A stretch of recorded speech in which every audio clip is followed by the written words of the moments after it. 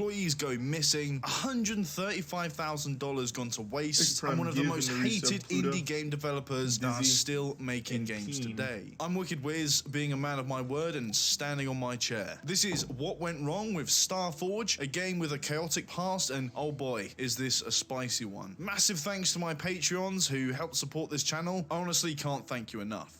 Starforge is, or at least was, a game that came with a lot of promises and delivered on barely any of them. The game itself can easily be described as Minecraft meets Halo, or at least that's how they would describe it themselves, though it would be offensive to suggest it had any of the qualities of both of these games. Don't get me wrong, the game appeared to have some promise, and it was exciting to see an attempt at a more realistic Minecrafty survival game, with guns, vehicles, PvP, and even going into space and just hanging out on an asteroid. The graphics were and still are terrible. That is not... what even is that? That looks good. What is up with my hands? This game is disgusting. It was very clear from the get-go that this game wasn't going to be all too polished. But people like myself saw past that and just wanted a cool survival game to play with friends. Yeah, I actually bought into this project. And it turns out that I unwittingly bought into another one of their games. So I'm kind of getting some well overdue payback here in this video. And I will be a bit biased, but you'll soon see why. The company that developed Starforge is called CodeHatch. And although the game ended up having a bit of an identity crisis, the game had some sort of lore behind it, where you're pretty much the last of the human race, with advanced technology and know-how, trying to survive on a hostile planet. You do this by crafting a base, crafting vehicles and weapons, and you have this sort of tower defense element to it. However, the game was pretty broken. There are some really good reviews out there on how broken this game is, but if you have a game where the AI acts like this, what even is that? It's an alien. Okay. It's not supposed to act like us. And your character moves like this. Just witness how my arm is moving right now. Just witness this movement. Where for some reason, even on the lowest settings, your frame rate stutters, you can't really say many positive things about the game, at least as it is now. You can now play the game for free, and there's a good reason as to why, but it wouldn't even be worth your time. So what went wrong? Well, our story begins with the company called CodeHatch. Now remember this name because it's one to be wary of. On their website, we can see the two co-founders for Starforge, Will Swarin and Steve Smalley. According to these two lads, they've been coding since the age of 10 and have both been at it every day since. So these guys must be absolute master game developers. I mean, it definitely shows. Quite literally copy and pasting your bios on your main company website and not even changing it still to this day of recording really does say a lot about this company already. Sounds like they're very passionate. Was not their first project. They already worked on a game called Silas, a Mario Kart inspired racing game with combat that you can still download from their website. And I'll be honest, it's a goofy bit of fun. If you've got nothing better to do and you feel like playing a Mario Kart game with an identity crisis, then I highly recommend it. Anyway, CodeHatch was founded in February of 2012, and in May would tease Starforge on Reddit in r/gaming, which honestly got a lot of good feedback. It was clear that this was a work in progress indie game. It didn't look the best, but it had a lot of promise. People liked the overall premise of the game, and soon it gained a following. And this following would begin to emerge on their forum, which unfortunately we can't even see today. On the 25th of October 2012, CodeHatch started a funding campaign for Starforge on Indiegogo. Originally having a goal for just $75,000, they... Indiegogo. It's Kickstarter, but even more scams somehow. I would never put a single penny into anything that ends up on Indiegogo. You're better off just flushing money down the toilet. I guess that's just a PSA. If you're really like addicted to crowdfunding shit that's likely never going to be made, go to Indiegogo. It's a great way of just wasting your money.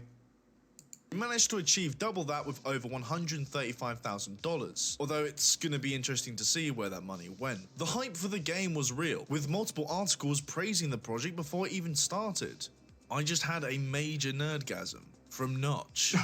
Their vision for the game was as follows. For Starforge? Starforge was inspired by Halo, Warcraft 3, Borderlands, Terraria, somehow, and Minecraft. It borrows elements from the RTS, FPS, RPG, voxel builder, tower defense, and physics sandbox genres. We are building a dark and serious universe and want the player to live out their own unique story on a procedurally generated planet. They also had a bunch of cool sounding features that would only help I love the sell turret the idea here of the game, such as procedural weapons, the player model similar to holding it, Borderlands, clipping through procedural infinite the voxel cockpit. terrain, the ability to go to space, a physics sandbox, physics movement, which means your character actually walks with footsteps rather than a moving hitbox with animations, customizable characters, resource and economy, vehicles and turrets, and finally, multiplayer. So all of this sounds pretty good, but the best bit about the Indiegogo page were the rewards. The under $100 tiers are pretty straightforward. You just get more copies of the game, you can get t-shirts or special in-game loot. But going beyond $100, things get a little bit weird. You can get your name in the credits for $150, an autographed poster for $250, a name on a robot or NPC for $350. Even better, you can get your name on a non-existent town, base, mountain, as well as a prominent name in the credits for just $1,000. This is fucking awesome. Seems like a fair price, but it doesn't end there, because finally, I want to play this now. become This a gameplay's developer selling me. and work at this company for as little as $10,000. Forget about getting paid to do work. You can pay them to do your job. I'm glad to say that no one paid for this game. Looks like something you'd see in like an because Adam honestly, Sandler movie my when one of their faith kids in is playing a video humanity game in the would reduce background. significantly. Just But one I of do those feel made-up bad for the games. 4 people who dropped they didn't feel like $1,000 paying on for this rights. project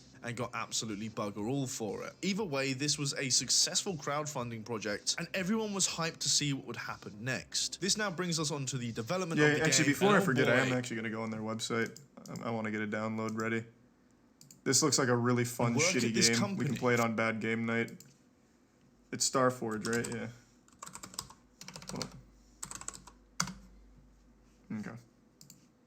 Does this get weird? With a concept already in alpha, Codehatch were able to give out versions of the game to backers of the project. Although it wasn't pretty and quite clunky, the game clearly had a lot of potential to become something great, and people were really looking forward to it. In November of 2012, they worked on fort defense mechanics, movement, and an infinite terrain. And they later stated that there would be a massive update to the game. And this is what they said: "We want to thank everyone for their patience in waiting for this. We are now aiming for the next major Starforge update to release early in January. Development has been well, but we are running behind on our earlier estimate due to us wanting to put more polish on our upcoming features. It will contain multiplayer, procedural weapons, physics movement overhaul, optimization, fort defense, resources, better AI." So these guys, already a bit delayed, were promising a lot within a short period of time. Remember, this is November of 2012, and they're promising something just in a couple of months. It's one thing to build all of this, but it's another to test it and fix the bugs. Also, not to mention, it's coming up to the holidays, so people will be having some time off. In the year of 2013, January saw no update on these promises. This would become a recurring theme, but even worse later down the line. Pro tip to anyone working on a project: don't overpromise, because you're most likely going to underdeliver. Now, promises is what they seem gamers to love. switch focus Keep on their overpromising. objectives, with a blog post titled "The Desert Outpost," where they would start work on a fort defense mode. Remember, this was promised in January, and there was no mention of better AI, physics movement overhaul, multiplayer, or procedural weapons. What it sounds like to me is that this is an inexperienced team who don't have a realistic understanding of their capacity to do things. And a month after that, things get a bit crazy because Starforge was released on Steam Early Access. On its own, it doesn't sound too bad, but there was no prior warning to this or announcement to their community. It was just released. On Indiegogo, they did say that this game was going up on Greenlight and successfully making the cut in November of 2012. But there was no real mention of when it would actually be released. And to add to this, none of the new updates that were promised for January were implemented. So we now have an early access of the game that's still in alpha. Things were already starting to slip,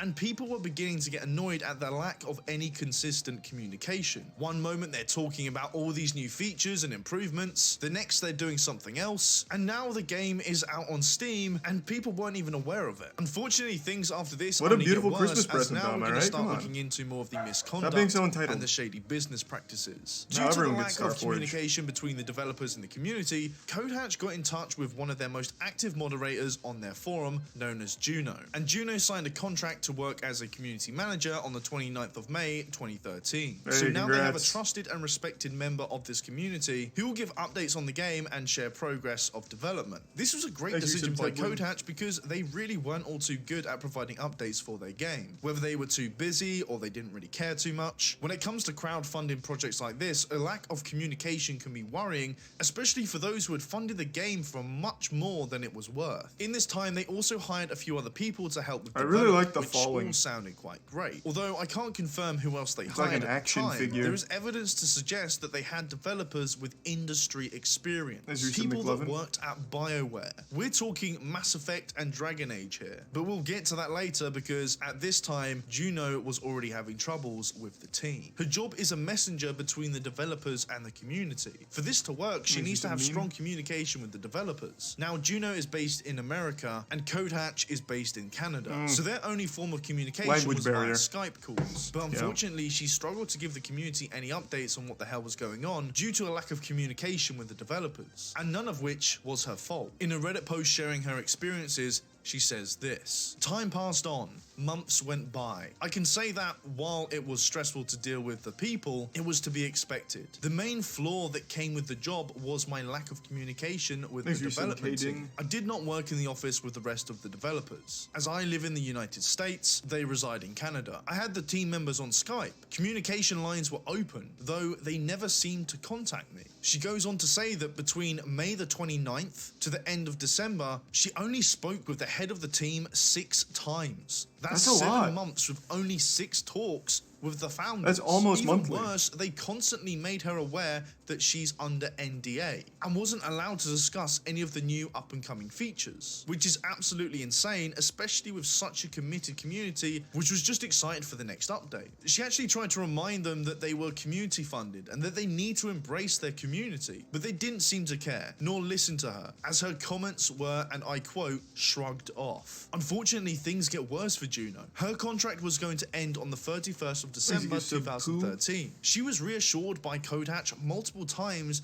that they would renew her contract, which of course helps to ensure that she doesn't need to find another job and can continue working with the company. But as you could already guess, the new contract never came. Instead, Juno was let go via email 30 minutes before midnight on the 31st of December. 30 minutes in the dead of night before the end of her contract. To make things worse, there was no public announcement or anything like that. It was clear that they wanted this to remain behind closed doors. But Juno was well known within the community, so it didn't take long for people to ask why she's been demoted. When word caught wind of this, the community was furious and demanded to know what was going on. Because the community was complaining, CodeHatch reluctantly made a response, saying that they wanted someone in-house. Now, to be fair with this new person in-house, more news updates would come out at a higher frequency, but again, still strictly under NDA, which made things quite vague. But in May of 2014, they released a new major update for the game, version 057, which at first glance looked like quite a lot. They had a whole bunch of new features and bug fixes, but things like being able to open and close a door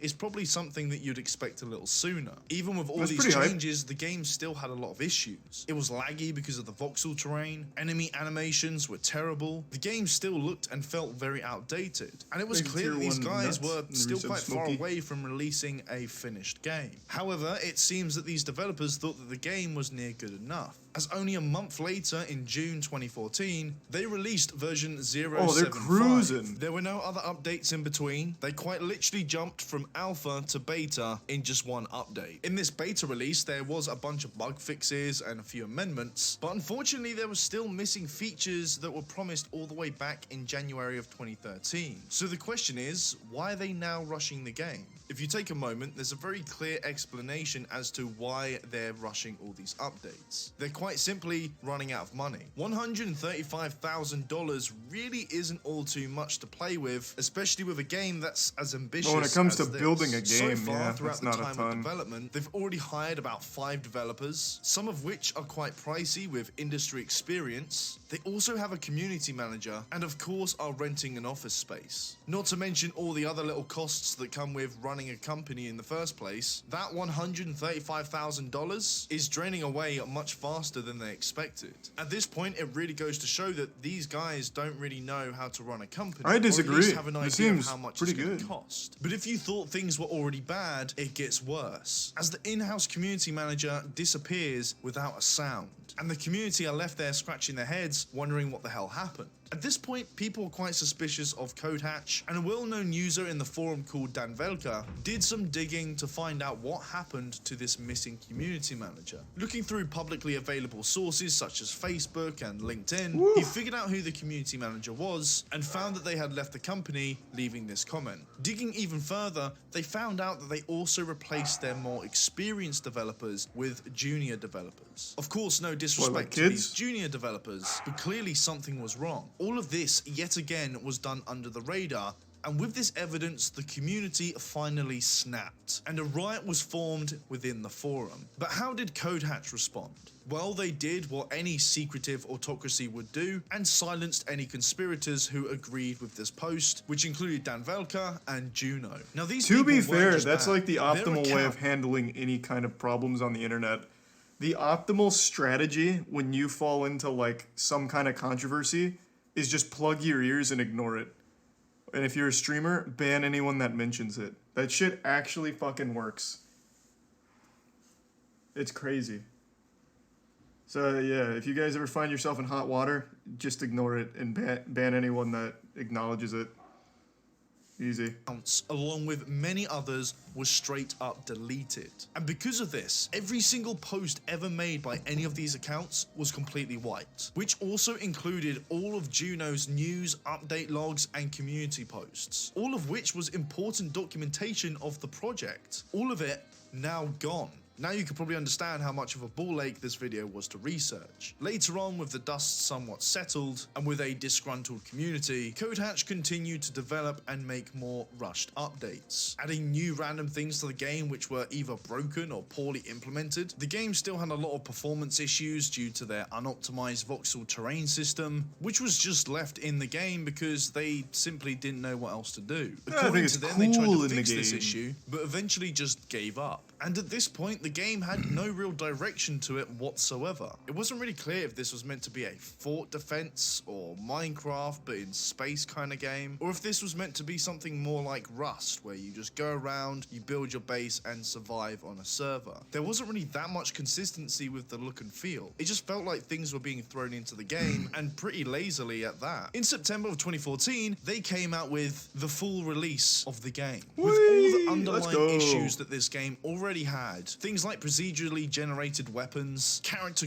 customization, and many other promised things still weren't added to this game. This wasn't even an update or anything like that. Somehow the game actually looked worse than the alpha build. But even with all these issues, they had the balls to release the game with this statement. We are proud to announce that we're releasing Starforge today. After many years of hard work, dreams, and determination, we are releasing 1.0 of Starforge. This would not have been possible without the help of the community, fans, and supporters of our game through its various phases over the years. This is their release trailer, and this is what they are happy to put out there as their official release. It looked terrible, and you could even see the game lagging within the video. If you compare this to how it started before the funding, it really did look like a game with promise. The community response was as you'd expect, with overwhelmingly negative reviews on launch. People calling it a scam and actively boycotting CodeHatch entirely. They even missed out on their creation goals as well as backer rewards for those who paid above and beyond for this mess of a game. In what will be known as typical CodeHatch fashion, they abandoned the game, leaving it with no improvements for years to come. So that's it, right? Terrible developers make a terrible game and treat their community like absolute garbage. Well, it goes from pretty bad to downright insulting, as in 2015 they released an alpha version of a completely new game that nobody knew about, called Reign of Kings. I unwittingly played this game back in the day. It was terrible, but being a chivalry medieval warfare fan, I bought into the scam and didn't even realize it was from the same developer. It was essentially a knockoff of Rust but medieval, with the weird body physics from Starforge and even weirder character customization this looks fucking awesome was in Starforge. They quite literally abandoned one game, leaving it unfinished, along with their once committed community and backers to work on this, acting like nothing bad happened at all. The Starforge Starforge community was rightfully mad about this and came together to get a refund and even remove Starforge from Steam entirely. Amongst this outrage, a statement from one of the founders, Will Swarin, was posted on r/Starforge, saying that Starforge deeply humbled us. We had worked on it for 4 years and we believed we learned from our mistakes, as it was our first real game. We do not believe we can further optimize Starforge in a noticeable way due to the raw requirements of the voxel terrain system. We spent 2 years trying to optimize it to the best we could, including rewriting it a couple of times. However, eventually further optimization became like squeezing a drop of water out of a dried up sponge. The servers were heavily hampered by the terrain's constant need to generate as well, and this is part of why they had trouble at times. Now, firstly, the response is far too late and only came about when the community started petitions for refunds. Secondly, the statement that they had learned from their mistakes is total BS, as Reign of Kings, in true Codehatch fashion, was abandoned for something else. These guys are literally this meme. It's unbelievable. If they had the time to make Reign of Kings, surely they could have had the time to reinvent Starforge and just be upfront and honest that they didn't have the foresight with this voxel terrain system. But either way, after Reign of Kings, they moved on to a new game called Heat, where you're in the Wild West doing Wild Westy stuff and can also start a family. Yes, you're seeing this shit. That's a baby right there on somebody's shoulders in a survival. I want to play their games now. This was a great ad. Mess. It's honestly insane to think these developers are still at it. To abandon a game that people supported and spent good money on, they look like they make this like the most fun, shitty games. To try again is a scummy and cowardly practice. It's clear that they had resources because they went ahead and made Reign of Kings straight after Starforge, but they thought it would be better just to rush Starforge and release it and pretend everything was okay. The way these guys deal with their community, trying to keep things secret, just goes to show that they don't know what they're doing and are afraid of criticism of any kind. Deleting well-known community member accounts to hide facts, hiring too many people in one go without realistically calculating their budget, rushing updates, forgetting or ignoring rewards for supporters, and finally releasing an unfinished game that bombed so hard that eventually it was taken off Steam. All of this is what went wrong with Starforge. And to be honest, this isn't just about Starforge. This is about Codehatch. So remember the name, remember the logo, and beware. Thank you so much for watching. And another massive thanks to my Patreons who helped to support this channel. It honestly means a lot. But anyway, I'll see you guys in the next one where I stand outside your house. Alright, let's take a peek. I want to see Codehatch now. Hold on. What else have they made?